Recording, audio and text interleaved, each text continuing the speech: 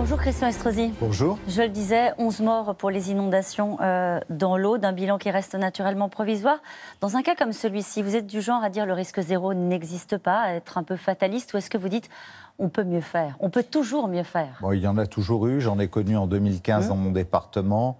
Aujourd'hui, je veux dire bien sûr toute mon émotion, ma compassion, ces images sont terribles pour ces pauvres gens. Je veux dire aussi que la métropole que je préside apportera son soutien à l'Aude, bien évidemment. Mais financièrement, parce que je sais quelles sont les difficultés pour les élus de reconstruire un certain nombre d'équipements d'urgence et que je crois que la solidarité nationale, c'est que tous ceux qui en ont les moyens doivent s'impliquer et démontrer leur solidarité. À hauteur de combien, Christian Estrosi? Je proposerai que cette aide porte entre 300 et 500 000 euros pour notre métropole et lors de la prochaine séance qui aura lieu dans 3 semaines, mais je préciserai les choses dans les jours qui viennent. Je consulterai les maires de la métropole, mais nous serons autour de cet effort. Est-ce qu'on peut mieux faire? C'est la question qui est posée. Dans tous les reportages, on voit la colère des habitants à qui on a dit l'alerte rouge, c'était à 6 h du matin, vous étiez endormis pour la plupart. Est-ce qu'on peut mieux faire? On voit bien que nous sommes aujourd'hui sur un système d'alerte et de prévention qui est totalement dépassé. On nous dit alerte jaune, alerte orange, alerte rouge, à un moment où les gens ne reçoivent pas. Vous vous rendez compte que nous sommes à l'époque du 2.0. Donc moi, je demande au gouvernement que l'on modernise avec les collectivités les systèmes d'alerte. J'ai moi-même une opération d'intérêt national dédiée aux écotechnologies où nous avons une foison de start-up qui travaillent sur ces sujets avec des systèmes prédictifs où chacun dispose désormais d'un smartphone et dans les zones qui sont identifiées dans des plans de prévention des risques majeurs, qu'ils soient directement raccordés avec la préfecture pour pouvoir être alertés en direct. Voilà, je crois qu'il y a un tas de pistes aujourd'hui où il faut se mettre... Ça ne peut pas rester en l'état, c'est ça que je comprends. On ne peut pas rester sur le système d'alerte qu'on a connu jusqu'à présent. C'est vrai que Météo France a beaucoup progressé sur sa capacité à voir et anticiper, mais pas suffisamment. Et on sait que très souvent, il faut être immédiatement réactif. Voilà pourquoi nous devons utiliser les nouvelles technologies, faire encore plus d'efforts pour soutenir les startups qui travaillent en matière d'innovation sur ces sujets et qui proposent des solutions aujourd'hui. L'ère du 2.0, ça doit nous conduire à ça. Je le disais, vous avez été ministre de l'aménagement du territoire. C'était à l'époque, Nicolas Sarkozy était ministre de l'Intérieur. Est-ce que vous pensez que l'État a trop délégué aux communes, aux collectivités locales en matière de prévention des risques? Délégué, non.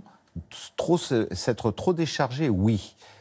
Puisque c'est sous la période Hollande que l'État qui a la responsabilité notamment des cours d'eau, les torrents, les rivières, les fleuves et de la protection. C'est précisément le sujet. Et on sait qu'il y a énormément de zones rouges et de plans qui sont soumis aux préventions des risques majeurs, avec des constructibilités qui ont été accordées il y a 30, 40, 50 ans qui sont exposées.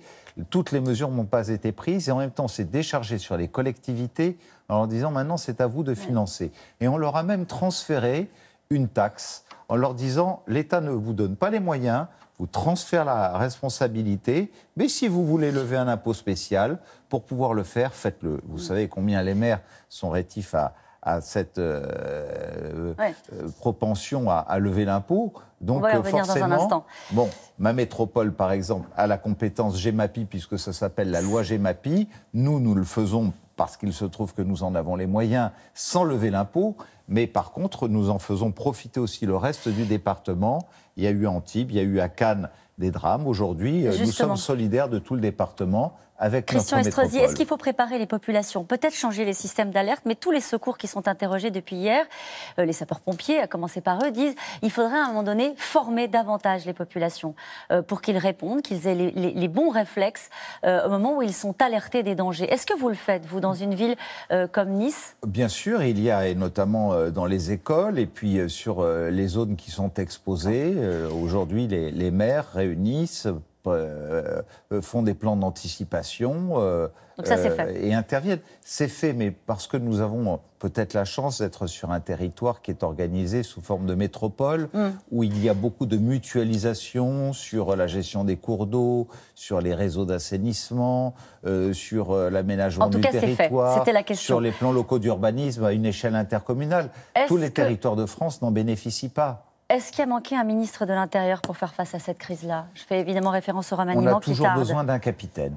Et c'est clair, il n'y avait pas un capitaine à la tête du navire. Ceci étant, le Premier ministre a en charge la responsabilité, le gouvernement a fonctionné, et je dois rendre hommage aux services de secours qui, je le crois, ont agi avec beaucoup de courage, de témérité, de lucidité, de sérénité en même temps. Est-ce que vous attendez quelque chose de ce remaniement, Christian Estrosi? À quoi serez-vous vigilant? On explique que le président de la République veut trouver des Blanquer partout. Le Blanquer, par exemple, du ministère de l'Intérieur, c'est-à-dire des techniciens qui maîtrisent leur sujet pour prendre les ministères, la tête des ministères. Vous voyez, moi, je regarde Jean-Michel Blanquer comme un grand ministre, mais qui n'est pas qu'un technicien, qui est aussi un homme politique très aguerri et qui le démontre dans la gestion des choses. Et je crois qu'aujourd'hui, malheureusement, même si le président de la République a besoin d'une vraie relance, il manque d'une main-d'œuvre qualifiée, dans le sens que des politiques qui manquent, Christian Estrosi. Quand on n'a pas une expérience politique, quand on n'a pas géré ne serait-ce qu'un petit village, où on n'a pas été confronté à cette gestion comme tous ces maires de l'Aude, par exemple, pour faire face à un certain nombre de situations au plus haut niveau de l'État, on ne prend pas forcément les bonnes décisions. Et aujourd'hui, nous voyons bien la complexité qu'il y a pour former un gouvernement à partir d'une main-d'œuvre qualifiée. Je crois sans doute qu'il y a une conséquence du non-cumul des mandats qu'on commence à percevoir de mieux en mieux aujourd'hui.